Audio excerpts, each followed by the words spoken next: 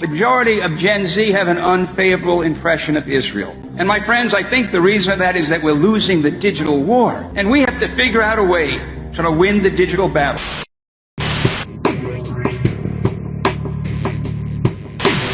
Here is my last piece of video I want to show you, and it comes from Zach again over at Wolves in Finance, and he's going to show you exactly the kind of shady dealings that he's uncovering. In fact, that they're breaking election law. This is just one of the things, right? So there's many other things that he's already uncovered. This is just the latest. So let's listen. We're going to ensure that President Trump has Congress for all 4 years. We are going to get my husband's friend, J.D. Vance, elected for 48 in the most resounding way possible. This is at AmericaFest, Turning Point USA's largest event, with the CEO in a flashy pantsuit giving a speech endorsing a political candidate. This is strictly forbidden under the law for a 501c3. You cannot endorse political candidates. That is political activity. In my opinion, what Erica Kirk just did was illegal. This is effectively using their tax-exempt donations to create a campaign commercial for J.D. Vance. And before you say, well, maybe it was paid for by one of the other companies that allow political activity. No, no, no. It says Turning Point USA behind her head during the speech. The tickets for the event were sent out from Turning Point USA. The fact page for the event is hosted at tpusa.com. And at the bottom of the webpage, it explicitly says Turning Point USA is a 501c3. It looks to me like the executives at Turning Point are playing pretty fast and loose with the laws concerning 501c3s. Remember why this is important. A 501c3 is tax exempt, which is a tax subsidy. You are paying more in taxes so that they do not have to. So is it fair that Democrats are paying taxes that fund a campaign commercial for J.D. Vance? This is so unjust, which is why there are so many laws against what Erica Kirk just did. If she wants to endorse a candidate, that's fine, but she needs to pay for it out of Turning Point PAC. I'm going to give you the exact wording from IRS Revenue Rule 2007-41. A 501c3 does not participate in or intervene in, including the publishing or distributing of statements, any political campaign on behalf of or in opposition to any candidate for public office. That seems pretty clear that Erica Kirk's statement was illegal. So the only nonprofit that is supposed to do political activity is the 501c4 Turning Point Action. There is a special section on their 990 form where they are supposed to list out the political activity they are engaged in, Schedule C. Now, everyone should go check out Schedule C for Turning Point Action because it is quite shocking. For FY24, on line 2, they listed that they spent $637,500 on political campaign activity expenditures. Now, just let that sink in for a moment. Out of Turning Point Action's $21 million budget, they only spent 3% on political activity. Now, just from what you know about what Turning Point Action does that seem right to you? Now, they actually provide a description of what the $637,500 was spent on. They claim it was specifically political campaign activities include event expense. So they spent this money on some kind of event. I'm guessing it was a campaign rally for Donald Trump. And they are claiming that this is the only thing that Turning Point Action does that qualifies as political activity. All of the rest of the millions of dollars that they have spent was not for political activity. I have a really hard time believing that. We're going to take a closer look. So do I.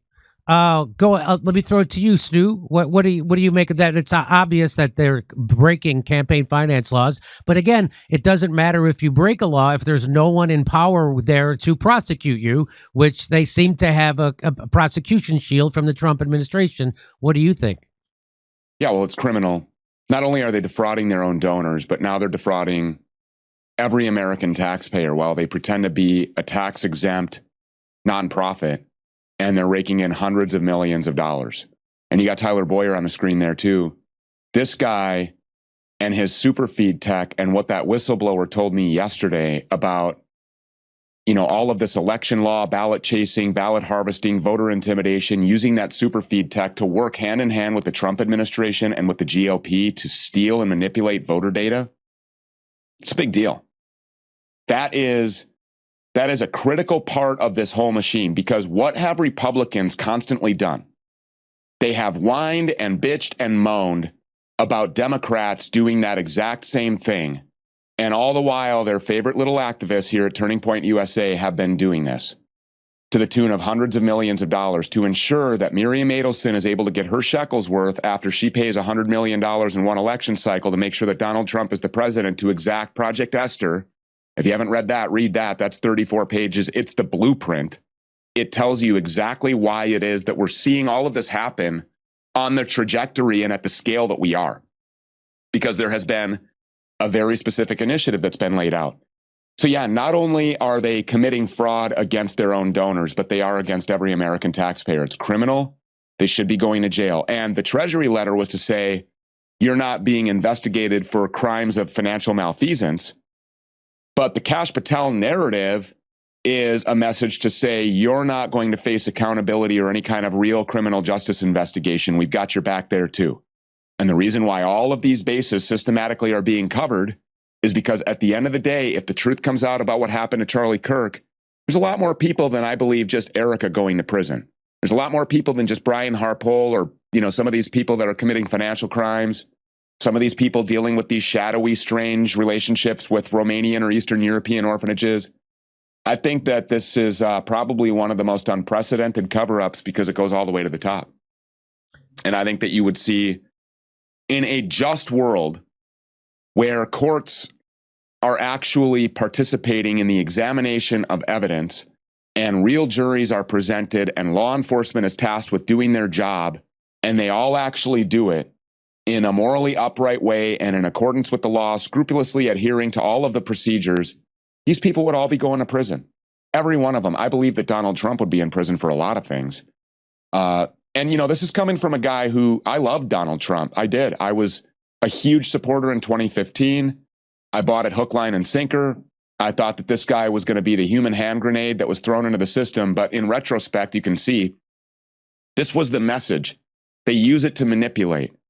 They use it to gin up the hype, just like they get us to cheer on wars. When Toby Keith writes a song, go put a boot in their ass. That's the American way. Wave your flag. It's patriotic. We got to go get these sand people before they come and get us. They did this to these towers, George Bush. Let's go get these people. It's the same thing. They have to get Americans to believe that all of this is real. All of the elections are real. The two-party system is real. And when you see people who have this kind of boost in their algorithm and you see what it is they're talking about, if they're weighing in on political issues, whether it be domestically or foreign policy related, the ones that are getting the most boost, the Alex Joneses, who Liz Harris said is controlled by the Mossad, and I believe that, whether it be by blackmail, I bet there would be a lot. That guy sat across from a woman that's pretending to be a man and said, when I look at you, I see nothing but woman. I just see, you're a beautiful woman. That's what I see. So it's no doubt that there's probably some blackmail material. You wouldn't have to work too hard to get that from Alex Jones. But these people are very easily controlled by money.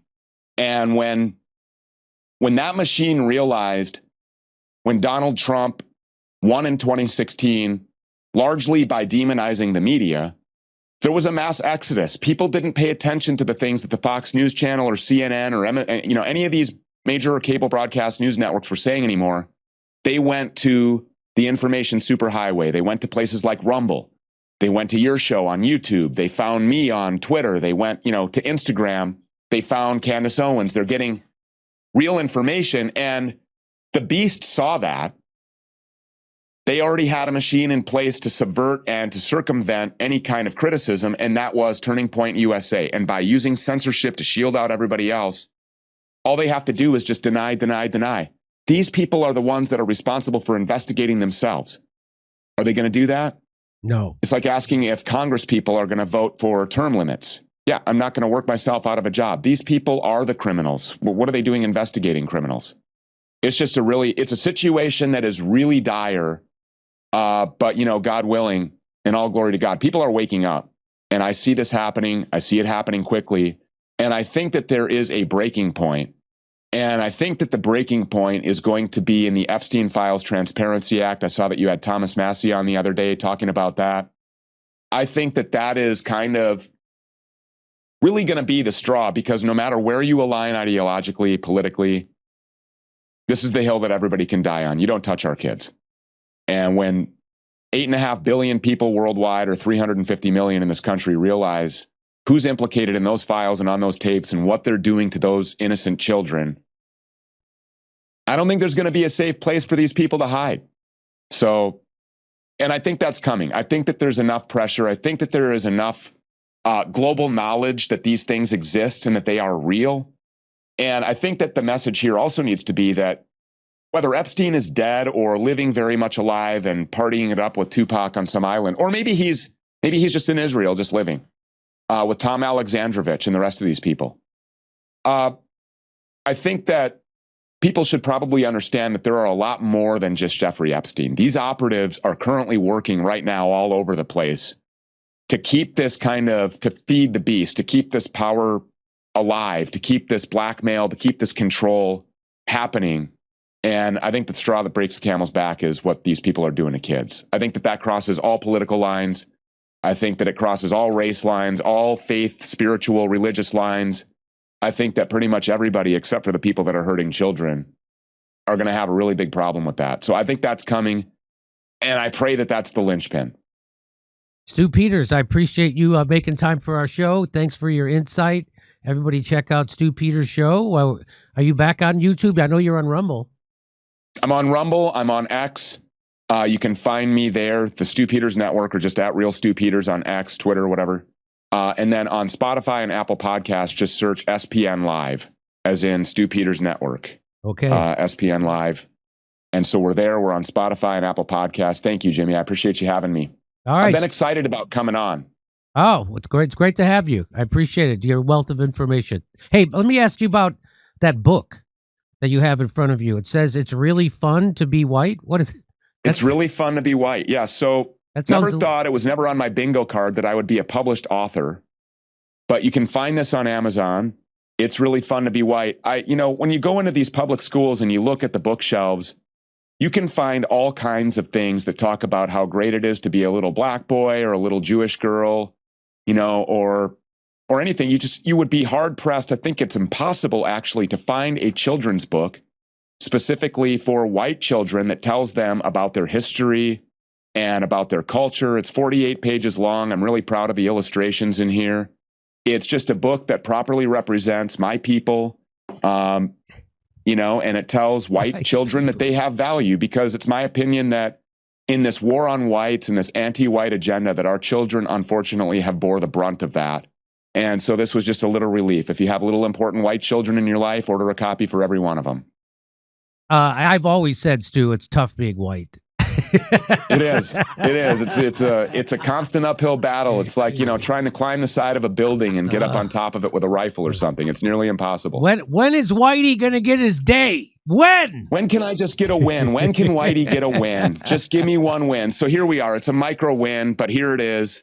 It's a great win, though, because our children are our future. And that's like the whole reason why I do this every day. It started because I was fighting for my kids. It's millions of kids. This platform is going to be in existence for the sole purpose of fighting for kids. So there we go. All right. Okay, Stu. All right, brother. It's great to talk to you, and I'll see you Friday. Thank you. Yes, sounds good. Thanks for giving up my spot. All right. Now I'm going to have some Ilhan Omar detractor with a syringe spraying something at me on Friday. Okay. All right. We're not going to say where. No. I'll see you on that Zoom call. Yeah. That's right. All right. Before your show, before you go on your big show Friday in LA. That's right. Okay. All right. All right, brother. Take care. We'll talk to you soon. Over to Steph. Thanks. Sounds good. Appreciate it. Am I supposed to read some chats right now? Okay, I can do that. You have a lot to say, everybody. Thank you so much. That really great show today. Lots of info packed in. Nice guests that we've had. Theodora at the top of the show. And then we had Stu Peters today. Thank you so much, everybody, for tuning in. All right. Somebody was asking about our book club. This is the book. Here's the book. Memories, Dreams, Reflections. I need to memorize this title, don't I? Okay. And it's going to start, grab your book. And how do you get to be a part of the book club? You just become a member of the Jimmy Dore Show. Go to jimmydore.com, become a member. It's $10 a month, and you get the entirety of our live streams. That's how it works, right? Or $5, and you get the audio. All right, here we go, everybody. I feel so underdressed. I wish I was wearing something glitzy after all of that Erica Kirk. I almost changed into something glitzy, and then I needed to put like 10 rings on. Oh, the opportunity has passed me by. Okay, here we go, ladies and gentlemen. We've got a lot to get through. You've had a lot to say. Cell towers won't stop. 6G uses radio waves to track human movements and vital signs in real time. They can monitor location, health metrics, behavior. Unfortunately, the majority doesn't care. Oh, do you sleep with your phone beside you? I turn it on the airplane mode. Airplane mode. It's so That's smart. supposed to help. That's supposed to help, Jimmy says. Jimmy must be feeling better. He looks fantastic. Ruby. Let's see. Roofer. Okay, let's see here. Baron Coleman would love an invite. Loony by nature. Thank you for that reminder. Savage. America is running out of water. The South is bone dry. Canada has 20% of the world's water. Do the math. Trump wants Canada for water. AI. All right. And that was from Savage. Is she aware that Stanford, Connecticut outlawed the use of 5G a few years ago due to serious concerns to human health? This news was kept under wraps. And that's M. Mallon. Thank you. GDMPB, there is no way to destroy a tower? Question mark. Interesting. Let's see. Okay. Oh, back to Jim. Hey, guess what? Gold is booming again. As of January 26th, gold is trading around $5,000 per ounce, and silver is trading around $110 per ounce, which is almost a 50% increase from when I bought it a little over a year ago. It's really going through the roof. And why do you think that is? Well, that's because the government keeps printing an extra $1 trillion every 3 months. And that when you flood the world with an extra $1 trillion, it devalues the buying power of those dollars. And they keep doing it every 3 months, which is why we're up to $39 trillion in debt right now. And so they're not going to stop doing that. So Trump was supposed to come in and he was supposed to lower the deficit. They're exploding the deficit. They're going to give another $1 trillion to the defense machine, to the war machine. It's not stopping. And so I don't see, I'm not a genius on this or an expert, but I don't see the dollar getting more buying power. I think it getting less, and gold and silver continuing to go up. So if you want to learn more about gold and silver, Monetary Gold has a complimentary gold and silver guide. Visit jimmylovesgold.com or call 800-476-7790 to request their free guide. How was that? No kidding. Oh, it was terrific, Jim. Is that it? Anything else? All right. Okay, and what am I supposed to do? Keep reading?